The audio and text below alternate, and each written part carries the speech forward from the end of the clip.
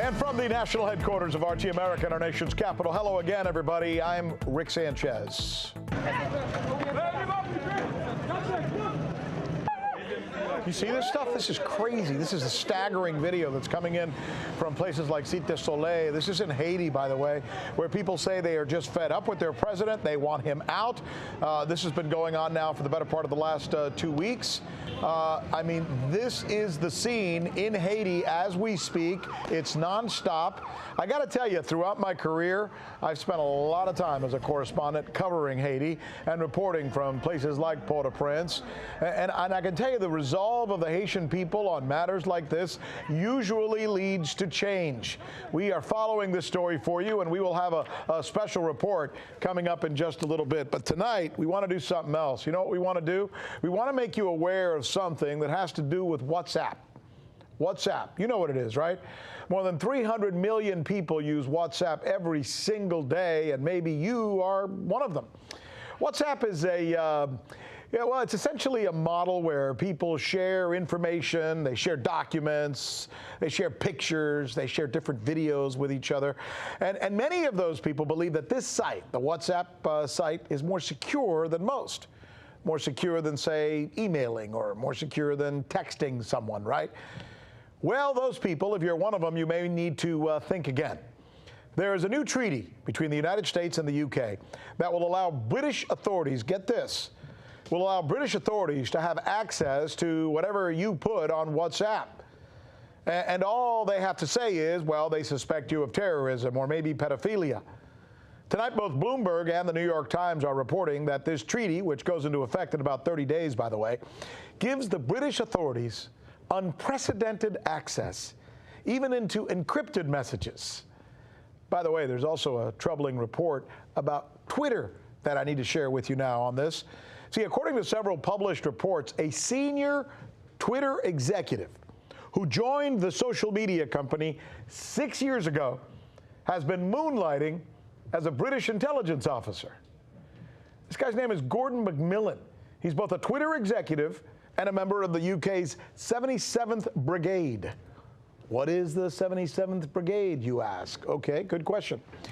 It's the British Army's psych warfare unit that is tied to social media to wage, quote, information warfare, as it's described in some of their own publication. So again, let me just take you back a step here, and let's think this through together. So he's on the executive team of Twitter and on the UK social media spy team, essentially. Think about that. I mean, good gosh, that's like finding out that your criminal attorney is also secretly working for the police. And now they know everything about you because you were talking to your lawyer.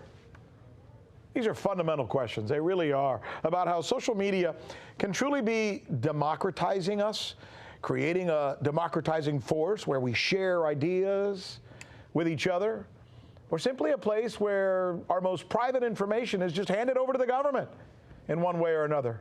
Or, as we know already happens, is sold to the highest bidder, as Facebook has been doing. Good golly. This is the news with Rick Sanchez, where we do stories like this because we think you're important, and we truly believe. It's time to do news again.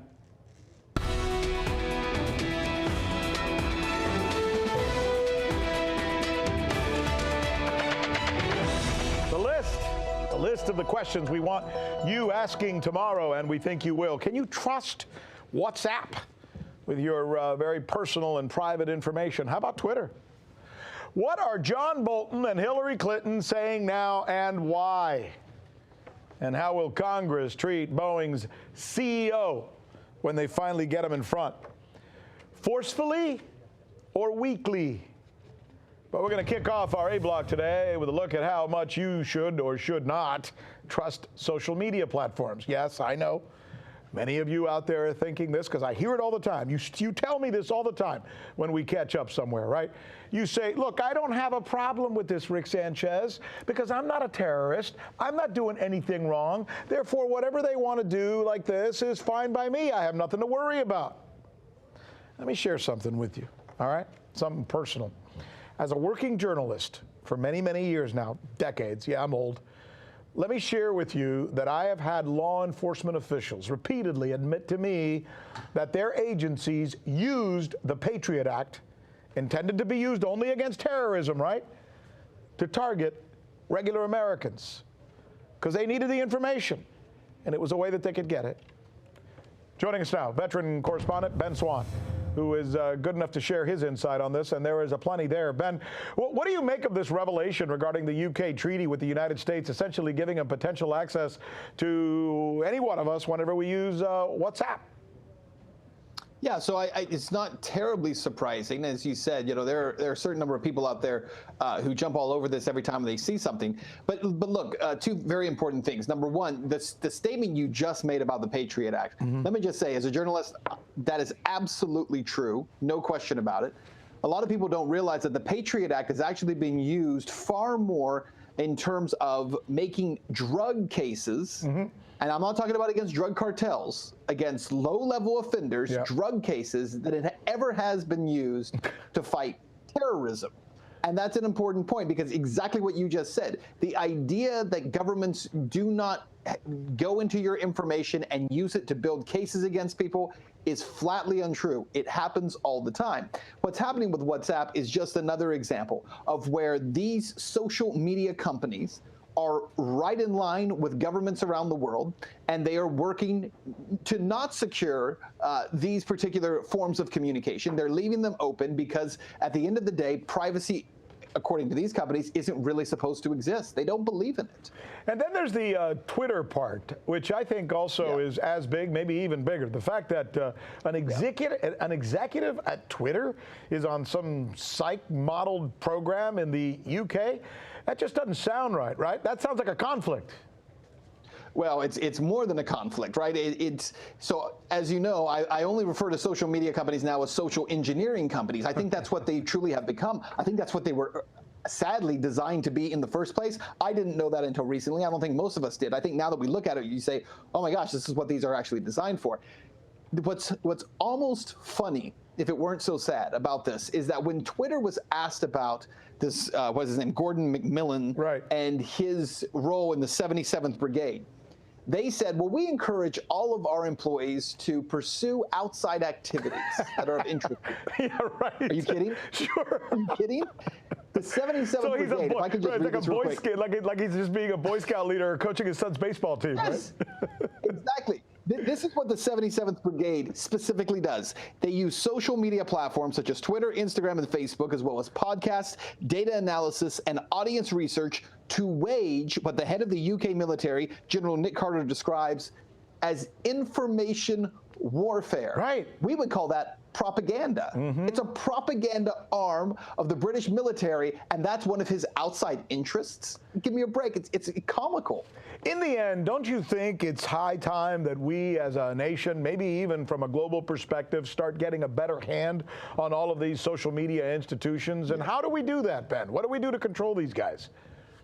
Well, there's a couple things that need to happen. Number one is that the general public in the United States needs to start pushing back on this idea of protection for these companies as platforms instead of publishers. That would have a huge effect because it would no longer shield them from liability for the things that they publish. And I think that's an important step. But the other thing that needs to happen, quite candidly, is that people need to unplug from them to alternatives. There need to be a healthy, robust marketplace of social media companies that come up that people can move over to. Because if there is competition in this space, a competition, I truly believe, will drive more users to be diverse, and it will force companies to be responsive. The larger those tech companies get and the more control they have, the less responsive they have to be.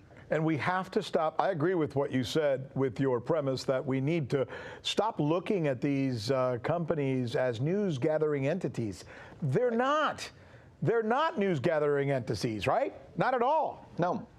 No, they're not news gathering entities. They are publishers themselves. They are not platforms for ideas. They're publishing one narrow idea and they're pushing out to all of us. They are propaganda entities. That's what they have become. And yet they hide behind that banner of saying, well, we're just trying to put out information that's equal to everybody out there, when we know that that's actually not the case. Ben, every conversation I have with you is always a good one, and I think our viewers agree as well. Thank you, my friend, for being on our newscast, okay?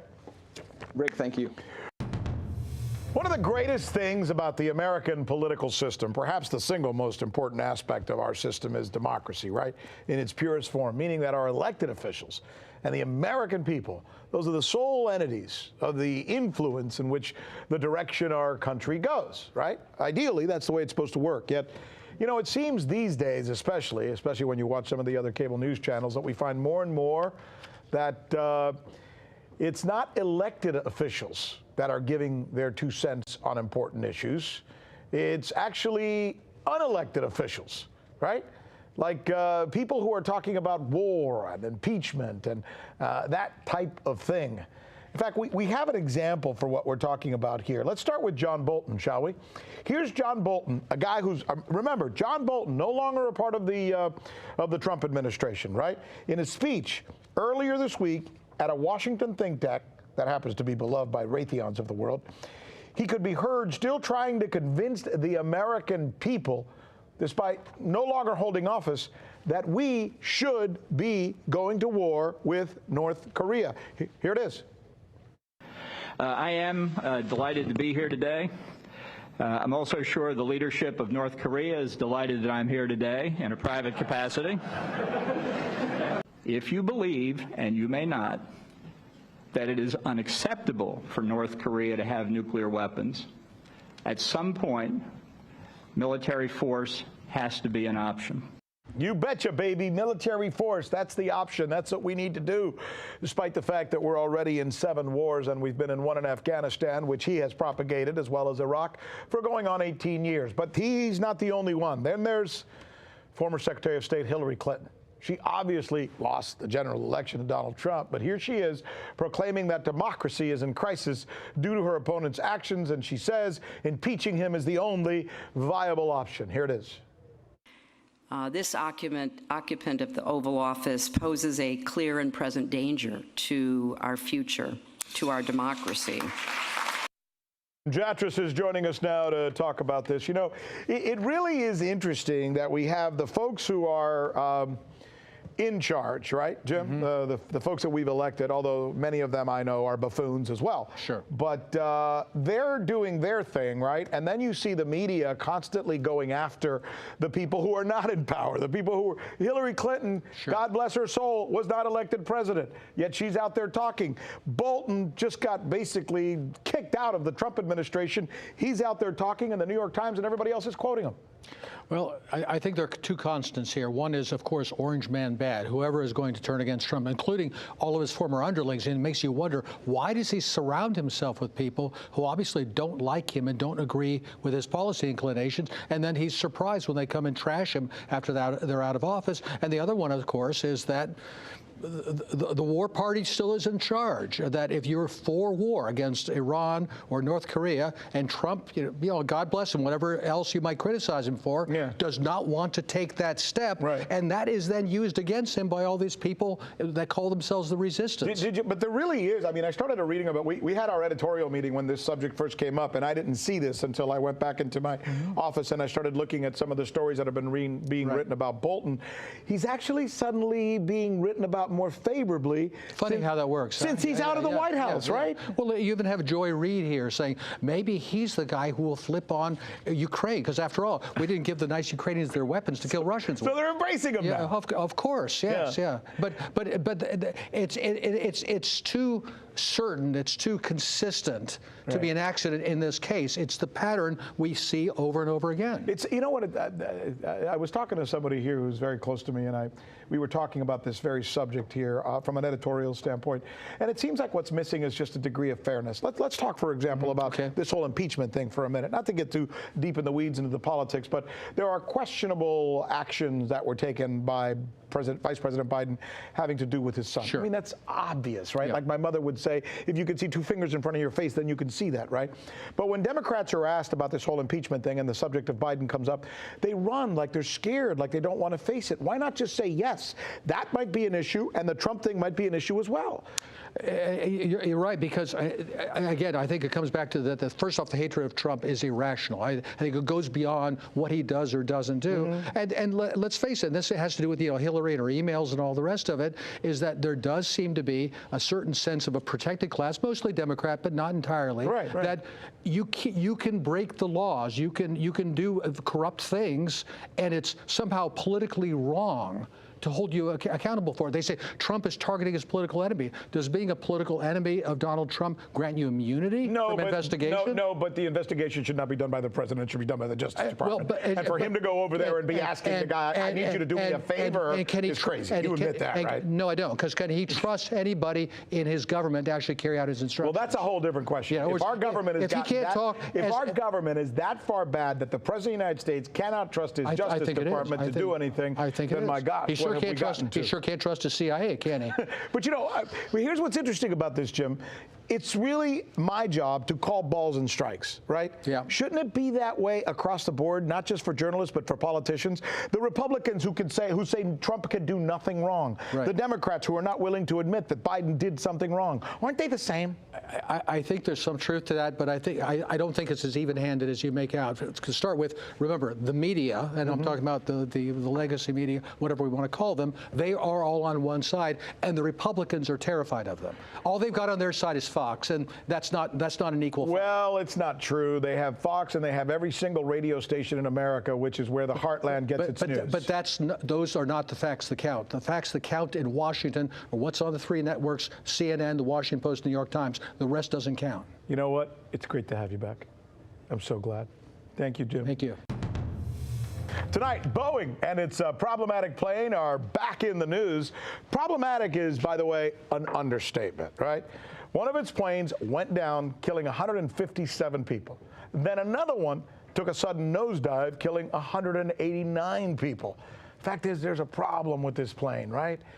The 737 MAX, that has still not been fixed, by the way. Let me say it again, still not been fixed, which is why it was grounded and why airline after airline after airline is saying, listen, we want nothing to do with this plane. This is a huge headache for airlines right now. So now, at long last, the National Transportation Safety Board has released its official report on these crashes. And here now is former NTSB official Jamie Finch to tell us what they have found and why this matters. Take it away, Jamie. Okay. Well, the NTSB has come out with recommendations. This is not the full report. There will be more recommendations coming out after the investigations are concluded. But what's significant about this is that they are releasing these recommendations now, which means they are urgent. And so they're asking Boeing to address these before they get to the final conclusions and probable cause and those final recommendations. So these emergency recommendations, these urgent recommendations are being made to Boeing to address these issues immediately. I understand that the CEO of Boeing has been asked to go before Congress. Yes. And I'm just wondering whether they're going to treat him with kid gloves. Well, I doubt it. I imagine that it's going to be very interesting because here the fact of the matter. So you're saying then that people in Congress are going to grow a backbone? Well, I think they're going to be doing their job. Okay. And quite honestly, if there's any evidence of this, we're already seeing the FAA standing up and taking responsibility and so forth, and accepting the recommendations that are coming in from the NTSB. Boeing is, on the other hand, I can't say is doing the same thing. When the recommendations came out from the NTSB this past Thursday, it seemed like the FAA was very receptive of the recommendations and welcomed them. Boeing was much more, not defensive, but a little bit more at arm's length. It's like, oh, we're very, very, very official and not very embracing of the recommendations. How do you think, by the way, as it's just not Rick Sanchez, the journalist, not the public figure, just Rick Sanchez, the guy who gets on a plane every once in a while to go see his family and he flies. Correct. How are these recommendations going to affect me? How's it going to make my family more safe? Well, the thing is making sure that Boeing is following the process and making sure that the FAA is following their processes of certifying that these planes are safe before they get in the air to begin with. Right. So the thing is, we're never going to be able to find those accidents that never occurred because of the recommendations. But what we are doing is making sure that these recommendations are followed, that these recommendations and safety changes are made that will make it safer for everyone flying. So this kind of thing doesn't happen again? This thing doesn't happen again, so we don't have this breakdown between the FAA and the industry. Yeah, I'm wondering, Boeing is in a funny situation here, sticky wicket, as we like to say, because for the first time, a company that is so big and so powerful is actually taking a lot of heat globally, right? I mean, they're finding themselves in a place where they have to be excusing themselves for their behavior, and they should, right? And they should, because let's put it this way. Okay,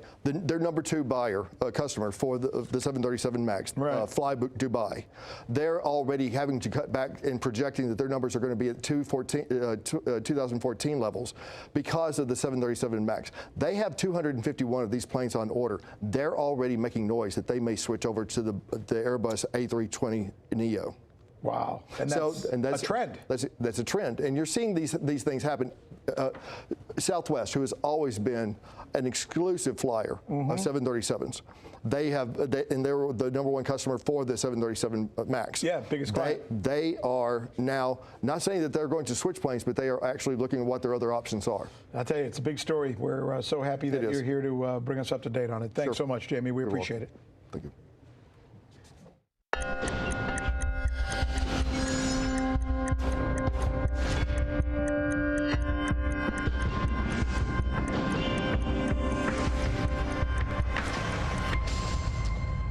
You know what else we like to do here in prime time, as we like to say every day? We like to dedicate time to you. This is where we get to hear what you have to say. In this case, on a story we did last week about the media and the U.S. politicians, going back to the conversation I was having with Jim Jatras a little while ago, not treating all whistleblowers equally. Let's start with Magic Pudding. He says Assange is a true whistleblower. The D.C. swamp is a curse against the people. Starius, too, says the Snowden leaks sadly didn't have the impact that they should. And now they only show us the hell that comes for us all. Jazzy Quater from Ecuador says Ben Swann nails it when he compares the betrayal of Assange and Manning by the New York Times to the defense of a whistleblower who fits the establishment narrative. And then Juan Carlos says, if Pelosi applauds this new whistleblower, then she has to applaud Assange. And then finally, Bobby Kay says, there is no whistleblower. Hearsay is not admissible for any reason. This is manufactured. Well, let us know what you think. Write to us right here. Let us know on YouTube after you watch our segments. Post a clip. Let us know. I promise, by the way, that just because we don't use it, it doesn't mean that we're not engaging with you. And one other thing, and this is important. From now on, when you're watching our segments, go ahead and click right there in real time. We've got a little subscribe button that we did for you. And by the way, we've got something that we're very excited about. Ever since we started doing these kinds of segments and engaging with you, you have helped us get to over 1 million subscribers, meaning we're trying to make a difference for you, and you're letting us know that we are. So once again, from all of us, thank you very much. All right, let's do this now. There's another story we told you about. Remember that video I showed you at the top of the newscast about what's going on in Haiti? The people there are demanding the resignation of their country's president. Over what? Well, over corruption. But it's really gotten nasty now. So streets, schools, banks, they've all been shut down throughout the country, just about bringing the country to a halt. And the pictures are amazing. RT correspondent John Huddy has more for us. Violence and anger in Port-au-Prince, Haiti, as rioters looted and ransacked businesses along the busy commercial district Delmas Avenue near the city's airport and port, destroying a police station and setting at least 2 buildings on fire. The country has been gripped with chaos as protesters demand the resignation of Haitian President Jovenel Moïse, and some fear that the violence will only worsen as at least 4 people have been reportedly killed so far. This government has to go with my people. Even if we have to take arms, we will take arms to get them out of this country.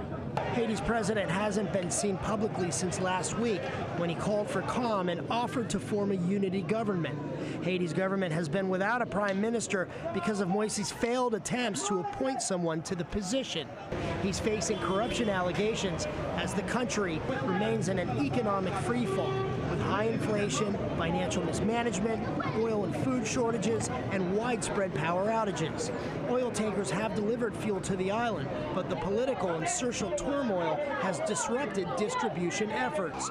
Police have used tear gas to try and push protesters and rioters back, but are struggling to contain the thousands of people hitting the streets and demanding change. For the news with Rick Sanchez, John Huddy.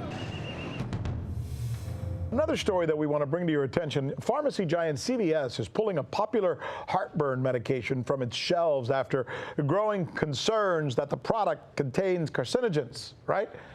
This is a medication that I and probably most of you or someone you know has taken at some point or maybe repeatedly to essentially get rid of acid buildup or upset stomach. RT's Trinity Chavez tells us what it is. CVS is pulling the over-the-counter heartburn medicine Zantac and its generic equivalent after growing concerns that the two products may have a cancer-causing chemical. And although the products haven't been officially recalled, CVS's decision to pull them off the shelves was out of an abundance of caution. The largest pharmacy chain in the country announced that it's suspending all sales of the popular over-the-counter heartburn drug Zantac and CVS brand ranitidine products as a cautionary measure. The company said in a statement this action is being taken out of an abundance of caution due to a recent product alert from the U.S. Food and Drug Administration that ranitidine products may contain a low level of NDMA, which is a probable human carcinogen. The FDA said earlier this month that some of the pills contain small amounts of NDMA, which has been found in some widely used blood pressure medications, but did not recommend to stop taking the drug. Instead, advised patients about talking to their doctors about taking an alternative prescription. The agency said in a statement, FDA has learned that some ranitidine medicines, including some products commonly known as the brand name Zantac, contain a nitrosamine impurity called NDMA at low levels. The FDA is not calling for individuals to stop taking ranitidine at this time. However, patients taking prescription ranitidine who wish to discontinue use should talk to their healthcare professional about other treatment options. Meantime, Sanofi, the company that makes Zantac, said in a statement that the FDA has found the amounts of the carcinogen NDMA in its drug barely exceed amounts found in common foods, and that the company is working with the FDA as well as conducting their own investigation to ensure the highest safety and quality standards. Now, while the products haven't been officially recalled, CVS says if its customers did purchase the product and want to return it, they could return it to any CVS for a full refund. Reporting in New York, Trinity Chavez, RT. Good stuff, Trinity. Zantac, huh? Who knew? By the way, remember a little while ago, John Huddy brought us that story about what's going on in Haiti. We're going to do something very special tomorrow. We're going to try to ask the question about what is the genesis? What got Haiti to the position it's in now?